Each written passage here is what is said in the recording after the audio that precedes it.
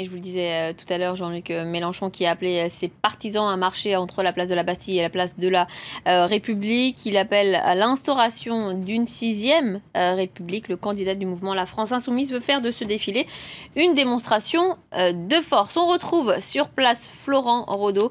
Florent, quel est le programme de cet après-midi ? Eh bien, le programme, il est simple. Dans quelques instants, les milliers de personnes qui se sont réunies ici vont prendre la direction de la place de la République. Nous sommes ici, place de la Bastille. C'est tout un symbole pour Jean-Luc Mélenchon qui, le 18 mars 2012, avait réuni ses partisans avant le premier tour. Quelques 120 000 personnes avaient alors répondu à l'appel du candidat qui défilait à l'époque sous la bannière du Front de gauche.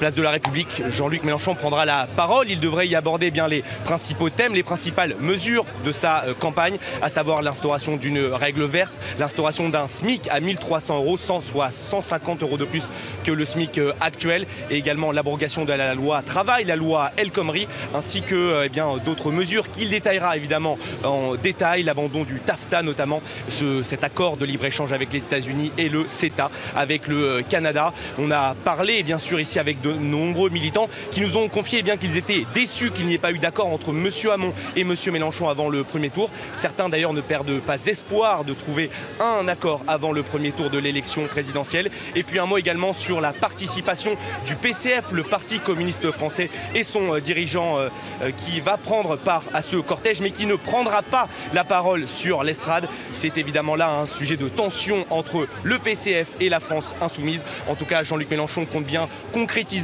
cette grande mobilisation aujourd'hui pour donner une nouvelle dynamique à sa campagne qui doit l'accompagner jusqu'au 23 avril prochain, date, vous le savez, du premier tour de l'élection présidentielle française. Alors justement, Florent, vous l'avez dit, Jean-Luc Mélenchon veut redonner un coup à sa campagne, une campagne quelque peu en perte de vitesse, notamment face à ses concurrents.